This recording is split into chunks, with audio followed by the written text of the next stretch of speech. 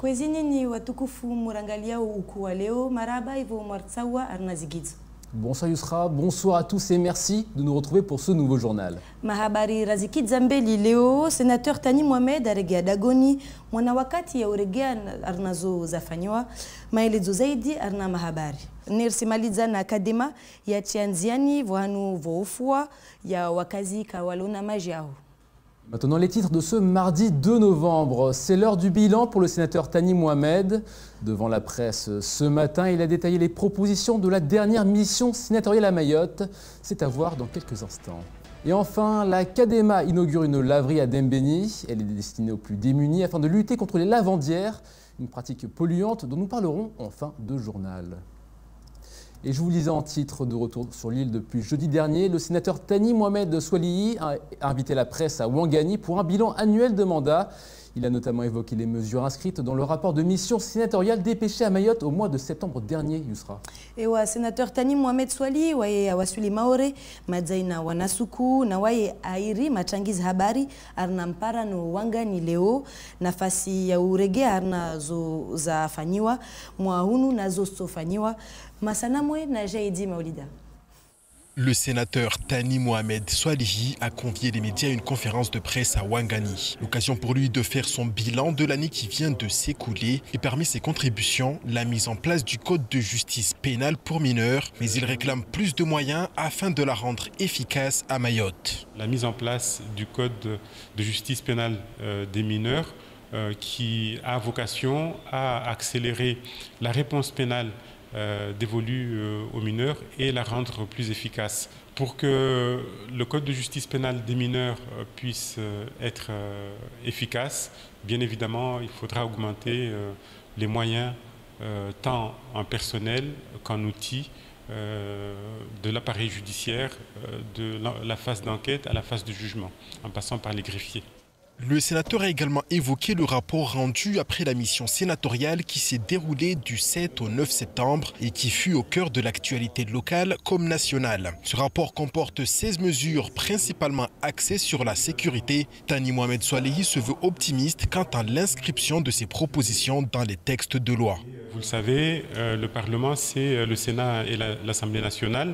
Et donc, lorsque nous allons proposer des amendements issus de notre rapport, il faudra veiller à ce que l'Assemblée nationale et le gouvernement suivent la même direction. Celles qui sont urgentes sont celles qui requièrent un effort supplémentaire.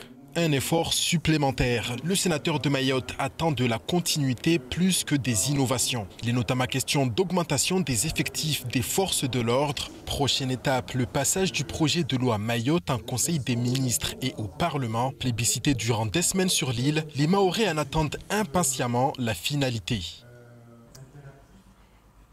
Ewa leo alaiki machangizi habari au tekeleza rapora itoa na wajoruahe masenateur mfumo yavira munvavo wasidai mengoni na strongo amba vutolo enziani bandu za chongo vavo ile pare shinde maore vanu riwane kinyume na stendwa za ukatili murdezo ususwani zibidwa za shapiao na mahakama ziengezewe zihifadhi wajau betsitu rikanetena yo irongulo ushizungu cour d'appel de plein exercice. Économie maintenant, Ivan, avec Olivier Roux de Bézieux. Oui, le président du MEDEF national était à Mayotte en fin de semaine dernière.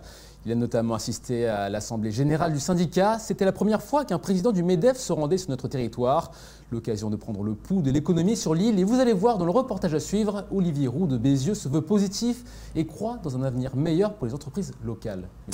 Ewa na mfumo ya vira raisi wa medefu wa Faransa akamaore yo viaje handa rangu raisi wa medefu ajao hatu wavo arenge nafasi ya ungalia shisi wa yatu ne ya uelewa ikalte ya ankiba ya maore na rivulikia na ICQFD na Patrick Milan.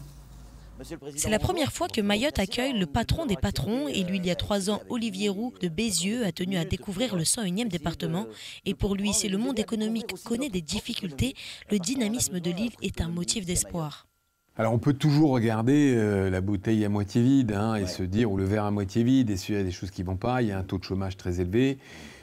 notamment chez les jeunes. Mais moi, je regarde plutôt le côté positif, la dynamique de la création d'entreprises, la dynamique de croissance économique.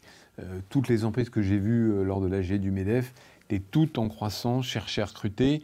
Donc, il y a du potentiel. Et puis, plus globalement, moi, je considère que l'outre-mer, c'est une richesse pour la France. C'est grâce à ça qu'on a le deuxième domaine économique maritime avec la zone économique mondiale, avec la zone économique. Et on sait très bien que le 21e siècle, ça sera un siècle maritime.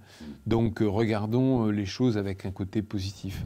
Interrogé sur les sujets qui animent le monde économique, Olivier Roux de Bézieux s'est dit favorable à la création d'un grand port maritime à Mayotte. Je pense qu'à un moment ou à un autre, on aura besoin d'un grand port parce qu'on sait qu'on est une île, surtout située stratégiquement dans le canal du Mozambique comme est Mayotte, avec encore une fois un 21e siècle où il y aura de plus en plus de trafic maritime. Le grand port est probablement la bonne solution. Après, je ne rentre pas dans les discussions actuelles. Bien sûr. Je ne connais pas les détails.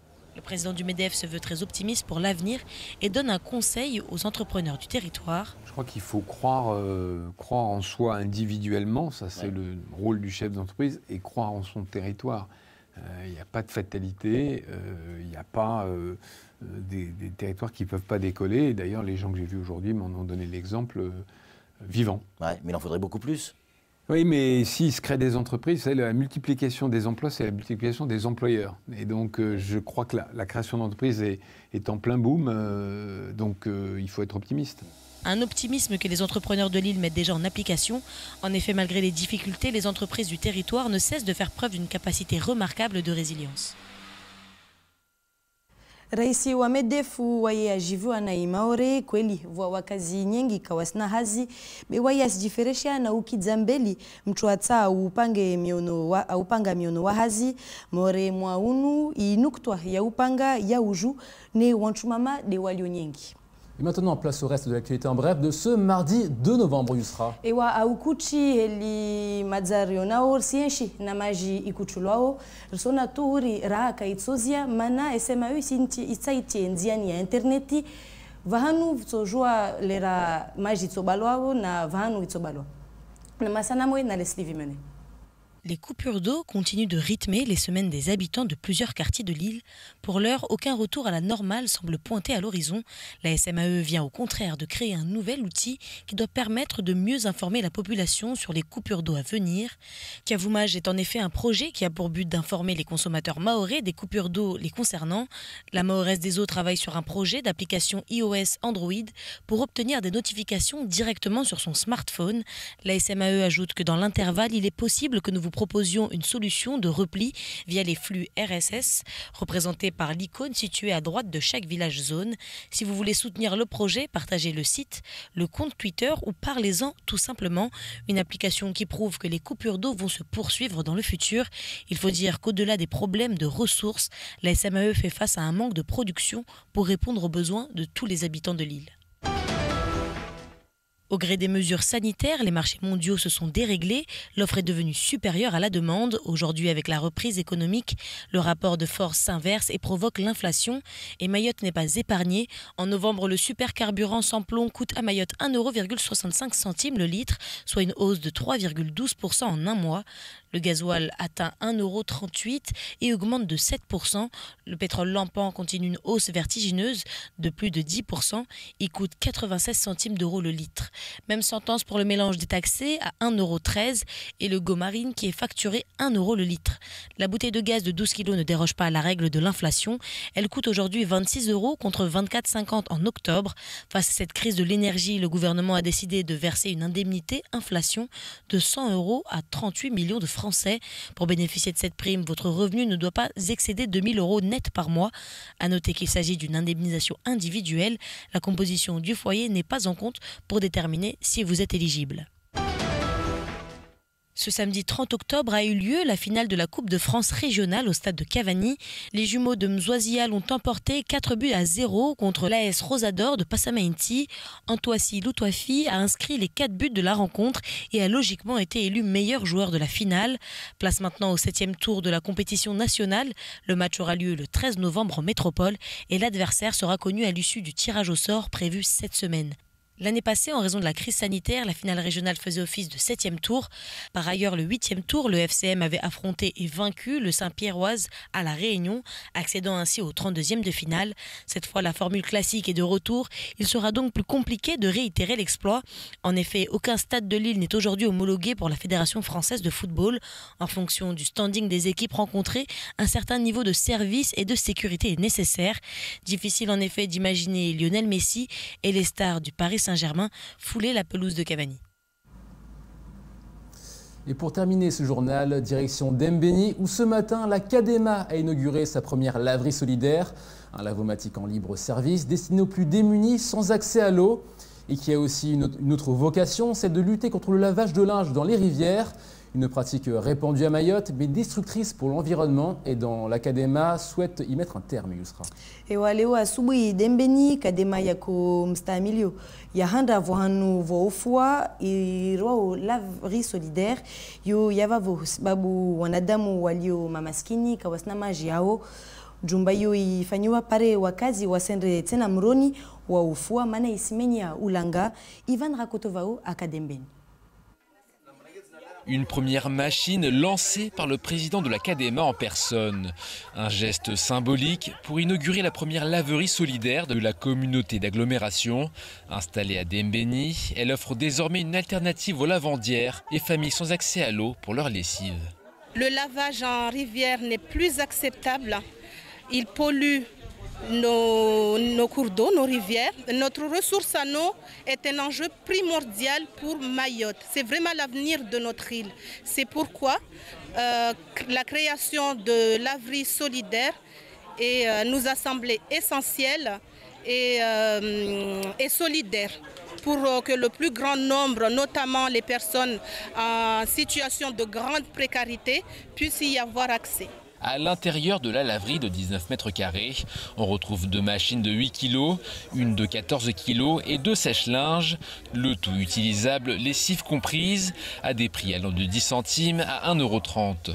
Des sommes modiques qui réjouissent les quelques habitantes de Dembeni, présentes aujourd'hui spécialement avec leur ballot de linge sale. En fait, hali ra kufua mironi ra kutambia en fait rangu abani rijiva vo machine ya ja risofua tout le temps rijiva presque rijiva na majirani na wanzani pia na komini pia rijiviwa risofua tout le temps vavo kartoka tena mirono rafanya ramenya ulanga. Le coût total de l'installation s'élève à 175 000 €, prise en charge à 80% par l'État et les 20% restants par la Cadema. Et ce modèle de laverie devrait être répliqué dans les prochaines années, ailleurs dans l'intercommunalité. En 2022, il y en aura 4 sur le territoire de la Cadema et puis 5 autres en 2023. Donc d'ici 2023, nous aurons 10 laveries sur tout le territoire de la Cadema. Toujours dans le même but, voilà, de couvrir tous les territoires et sensibiliser, informer les dames, anticiper pour que le lavage en rivière ne se fasse plus. Si la lessive dans les rivières est encore très populaire à Mayotte, il faudra cependant encore du temps pour mettre un terme à cette pratique qui libère chaque année dans la nature de grandes quantités de produits dangereux pour l'environnement, comme les lessives et l'eau de javel. Elmoikia wakazi wajivu na nyumba ya fanyilwa Dagon la Dembeni na Heli Liza Mahmoud, vice-présidente ya service ya maji ya Kadema Airongoa. Nyumba hiyo ikana muhimu mana ilazimu rizie ufua mroni mana isimenya ulanga netibasi tu majio yalio mroni yo maji ingulizao na majumba ya maji na vavo ilazimu irare pare rivolweo. Merci Yusra pour toutes ces informations. Et c'est la fin de cette édition. Merci beaucoup de nous avoir suivis. Demain, nous aurons le plaisir avec Yusra Ahmad Ali de vous retrouver dès 19 h. D'ici là, passez une excellente soirée sur Kozi. Marabavo Mwalunga, mais sommes John Paratsena, na Ivan Rakotovao, vavo Sevoleshiani ou Kouahair.